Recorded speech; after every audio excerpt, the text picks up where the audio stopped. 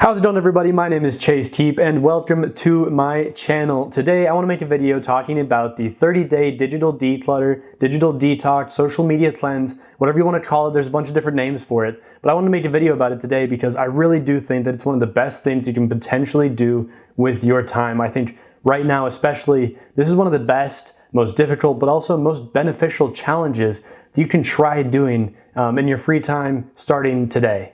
And I do want to discuss exactly why I think right now it's such a good time to do this challenge, even though it probably sounds like the absolute worst time in the world to try and do this. People right now rely on their digital devices. I'm sure, like many of us, you've seen your screen time just skyrocket in the last few weeks while you've been potentially sheltered at home or needing to stay at home and just not going out as much. A lot of people are seeing their screen time skyrocket. They are absolutely reliant on their digital devices to stay tuned in with society, honestly. So people are spending more time than ever on their digital devices. So you're probably wondering why I would think now is a great time to do this challenge, but I really do. I think now is a better time than almost ever before to actually try and turn this into a long-term goal of being far more intentional and purposeful with the time that you do spend online, on social media, on digital devices. I think now is honestly one of the best times you should actually try doing this challenge. I truly believe that if you're able to successfully implement this challenge and come out of it a lot more intentional and purposeful on social media and digital devices in general, that once everything starts to return to normal and the world honestly starts to walk again and move forward, you could be in a really good place, particularly when it comes to personal motivation, time management, organization, and productivity in general. All right, so let's get into it. Most of you have probably heard about these things before, this digital declutter, digital detox, 30-day social media cleanse, whatever you want to call it. I'm probably going to be switching terms out throughout the video, but basically you've probably heard of it before. You basically try and go a 30-day period without using social media at all. You try to cut it out of your life entirely. You try to cut digital screens and things like that out of your life entirely. That's basically the gist of what this challenge is to a lot of people. So I'm currently 17 days into my second social media cleanse. I did one just about a year ago. Again, both of them were 30-day social media cleanses with the goal in mind of just cutting social media out of my life entirely. I actually didn't do this challenge alone. I've got two really good friends of mine. We have a podcast together, and we actually did this exact challenge about a year ago, and we're doing it again right now, all three of us. So if you do want to check that out, I'll include a link to my podcast, our podcast, I should say, in the description below. Click on that. You can go back and see our social media cleanse podcasts again about a year ago in 2019. And then again, we're in the middle of one right now. So if you want to check that out, you can. I'll include a link in the description. So as you might imagine, since I'm doing this for the second time, I do have some experience when it comes to trying to quit social media and just get all digital things out of my life entirely. A phrase that I've heard often, especially when it comes to getting rid of social media and getting off of it entirely, is something along the lines of this. Quitting social media is easy. I've done it 7 times. And that's a phrase that I totally relate to. It's kind of easy to just cut social media out entirely. What's really hard is to actually make that stick and to actually turn social media into something that's valuable, but in short spurts where you're super efficient with how you spend your time on there and just intentional on social media. That's just an issue that so many people have. I'll get into it a bit more later, but I really am trying to change it this time. So that's why first I'm going to show what I kind of did last year during my first ever social media cleanse and how it's different than the one that I'm doing now and how my mindset is different looking in the future, especially when it comes to digital minimalism today. So last year we did a 30-day social media cleanse, and honestly it was largely successful. I stayed off social media for 30 days. I didn't go on YouTube, I didn't scroll through Twitter, didn't use the internet almost at all. I didn't do anything for that entire 30-day period. It was a rousing success because honestly that was our goal. Avoid social media for 30 days and come back, regroup, and look at what changed in those 30 days and what we learned. So honestly, it was largely successful.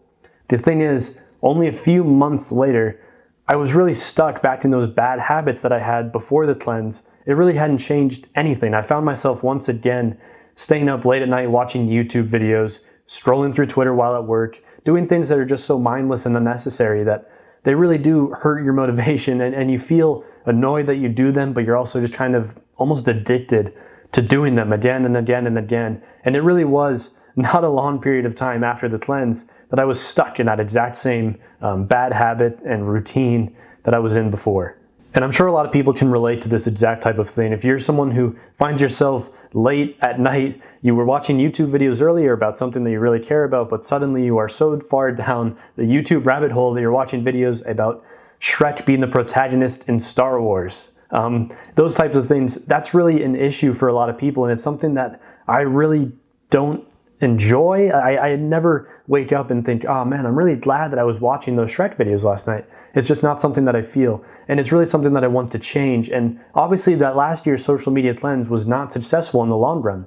It may have worked for that 30-day period, but it didn't lead to anything in the long term. So this year is going to be completely different. This cleanse that I'm in now is viewed in a completely different mindset than I was last year, and I want to share that with you guys so that hopefully you guys can start doing the exact same thing. And if you do want to pursue a social media cleanse, you won't find yourself relapsing and just getting back into those bad habits once again. So let's get into just kind of how this second cleanse is very different.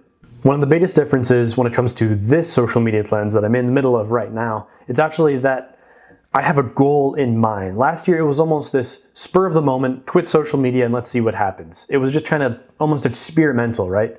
This year is completely different. I absolutely have a goal in mind where I want to minimize my screen time, minimize my social media usage as much as I possibly can. I want to come out of this 30-day period and honestly be using social media less than I was before and make that a habit that I carry on forever. In short, I don't want this social media cleanse to last 30 days. I want it to last forever. This brings me to a very important point that I really want to make. I'm not here saying that everything digital is inherently evil. In fact, that's completely not true. I think all of these things that we have today, whether it's your phone, your computer, and even the social media apps that we use, Twitter, Facebook, Instagram, TikTok even, all of these things have value that they can bring to you. And absolutely, I totally believe in that. Every single one of them can bring something positive to your life. The only thing that's evil is how you kind of use these tools. It's really up to you. And if you can use them in a way that's healthy and beneficial entirely, you're going to be in a much better place than you are kind of if you use them mindlessly or there's something that you're addicted to and that you're not really drawing value from efficiently. So again, I think all of these tools are absolutely things that are valuable. However, there is absolutely diminishing returns when you're on them for an extended period of time. The longer you spend on these, the less value that you're actually going to be extracting from them. The more you just mindlessly, aimlessly scroll through Twitter, the less you're actually going to learn overall. If you can find ways to spend 30 minutes per week on Twitter, but just using and finding the exact things that you're looking for in that 30 minutes, you can get a lot more productive when it comes to your time. You can spend 30 minutes on Twitter and learn as much as you could throughout the entire week from mindlessly scrolling through the app. What you have to do is honestly just find the things that are on that app, find the things that are on that device that are valuable, and just extract that as efficiently as possible. This is even more important when you consider that a lot of these apps are kind of built to be addictive. These are things that really they want you to spend as long as you possibly can on these apps. The people who make Twitter want you to mindlessly scroll through Twitter. The people who make Instagram want you to mindlessly and just stay on Instagram as long as they can possibly keep you there. So honestly, the struggle is finding the ways to get on these apps, extract as much value as you can, but then get off of them and not be tempted by the addictive features that each of them present. That is exactly what makes the social media cleanse, the digital declutter, the digital detox difficult. It's really hard to actually know when you're finding things that are valuable and positive versus when you're finding things that are just a waste of your time entirely. It's really difficult to do that. That is the struggle. And then sometimes finding yourself tempted back into watching those random videos, those random Shrek and Star Wars videos. The thing is, that happens. And here's the thing that I want to say right now. If you are trying to take this challenge up yourself, and for most of you watching this video, I kind of assume you are going to try and implement this in your life. If you do find yourself watching a couple of YouTube videos that you didn't want to watch before, you find yourself scrolling through Instagram and you don't want to be, that's okay. Failing is all right, as long as you acknowledge that it's a failure and it's something that you want to work towards, that you have a goal in mind in the long-term picture. So honestly, again, failure is completely fine. In fact, I'll even go so far as to say this. Failure is good. Failure is something that you should really look for, especially when it's something like a digital detox. You should be totally fine with failing now and again as long as you work on those mistakes. One of my favorite quotes ever is a quote by Samuel Beckett, and it basically goes like this. Ever tried, ever failed, no matter. try again, fail again, fail better. And that last line is something that really does get to me. Every time that I hear it, it motivates me a little bit, which is a little strange, but it does. Fail better. It doesn't matter if you're failing as long as you are learning something from those failures, as long as you're taking that and turning it into a lesson, something that you learn from it. That's totally fine. In fact, I want everybody to do that. I do that all the time.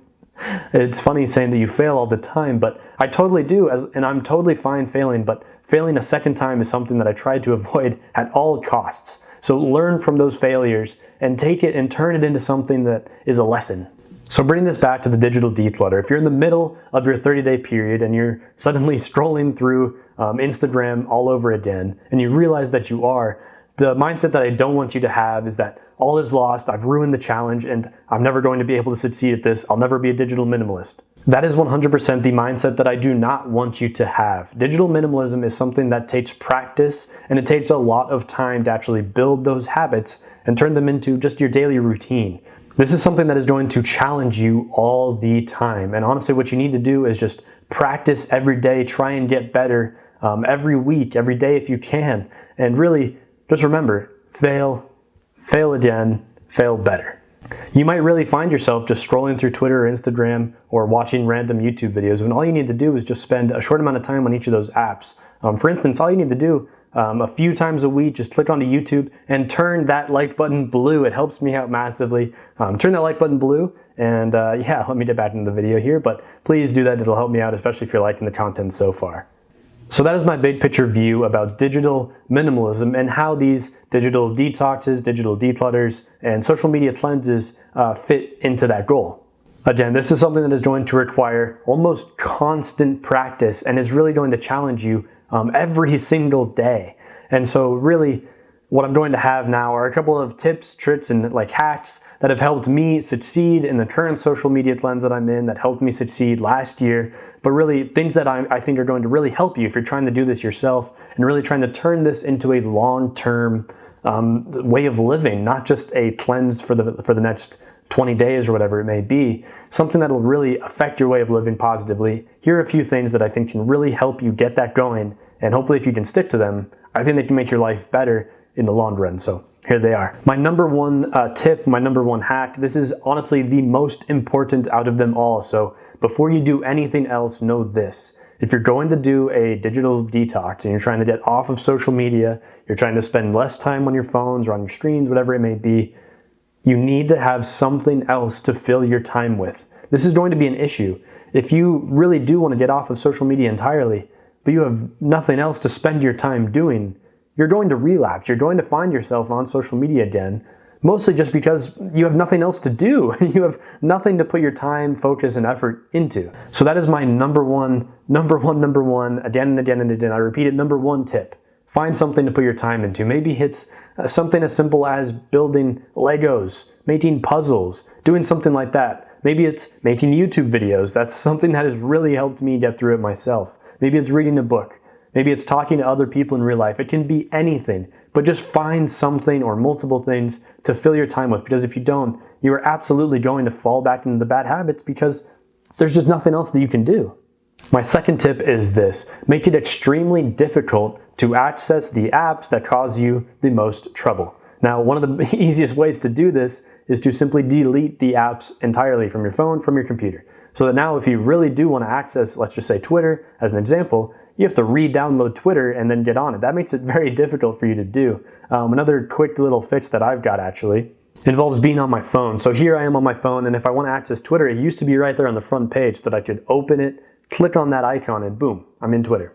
So let's just say I'm trying to access Twitter, which I used to do constantly. Anytime I had a free minute, whether I was sitting at home doing nothing or waiting in line for the microwave at work or in the bathroom, whatever it was, if I had a free second, I was usually just jumping on Twitter and scrolling through really for no reason. And it used to be as simple as getting onto my phone and just clicking that icon. It was on my front page, easy. Now you're on Twitter, you're stuck, you're distracted. So instead, now what I've done is I didn't delete it entirely, but instead what I have to do is basically scroll over, click into a box, scroll again, and then click on that app icon.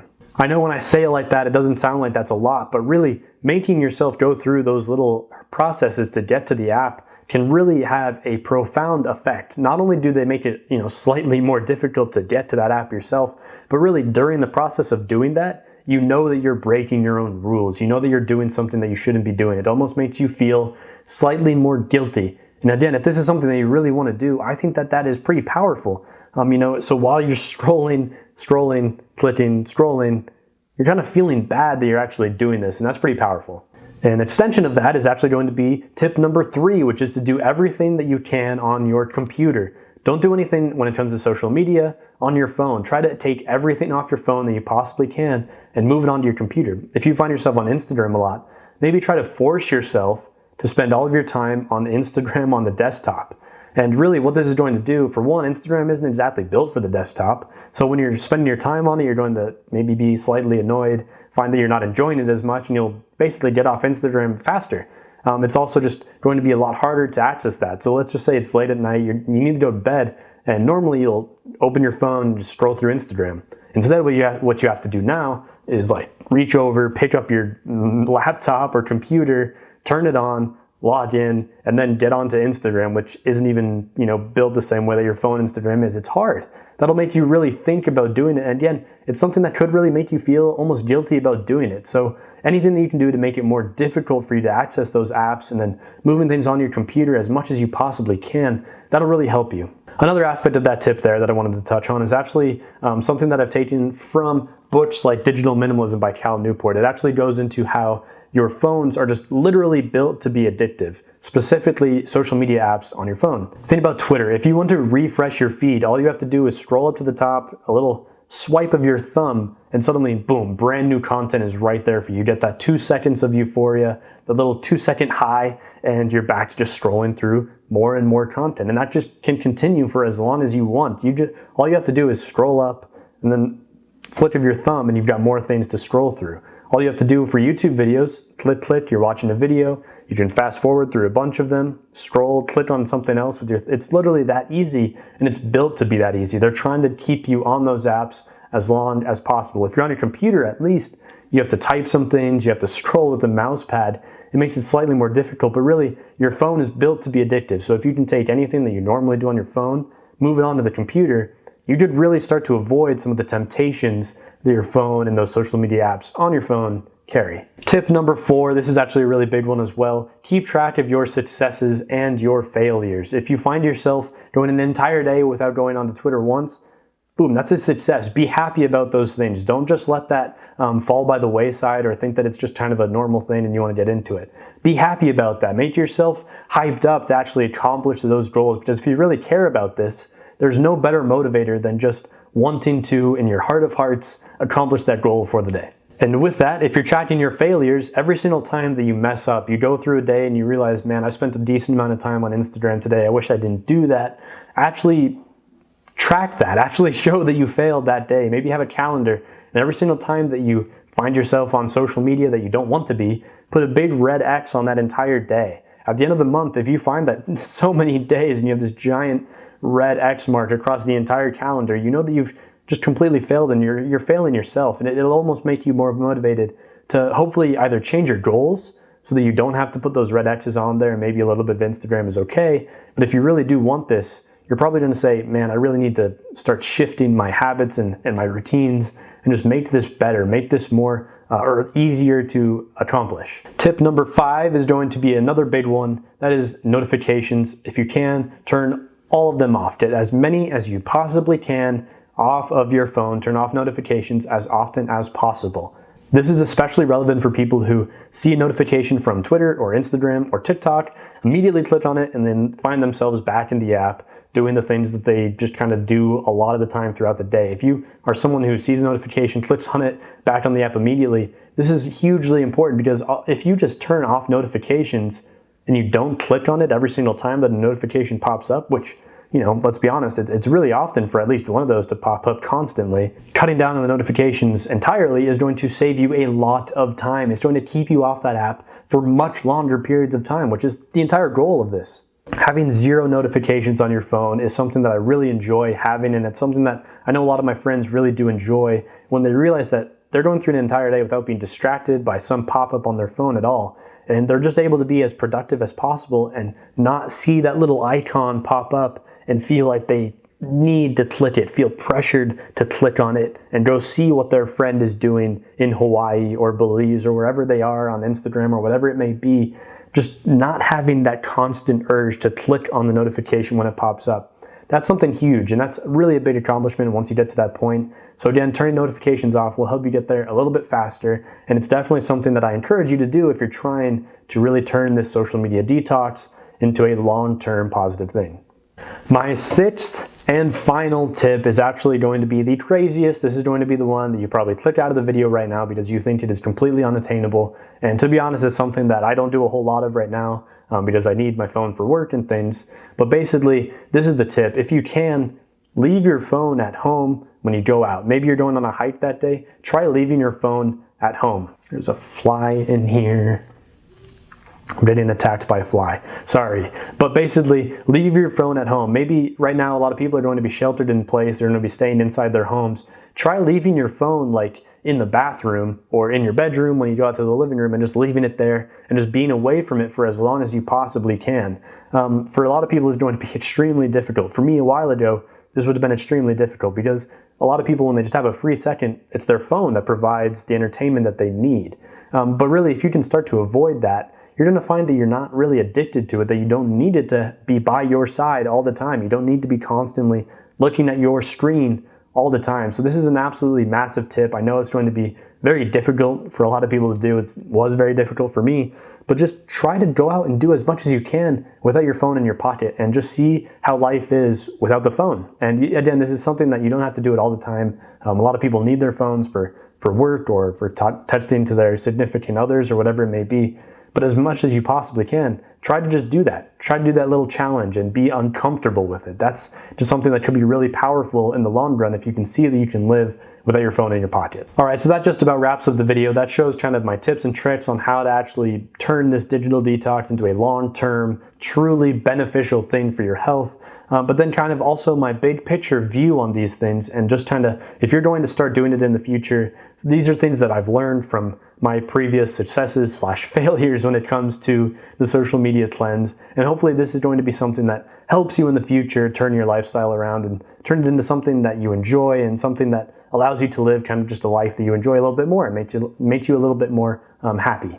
And I should say this, I'm absolutely going to be making a lot of videos about this in the future. I loved making this video. I loved doing my research and crafting the notes for this episode.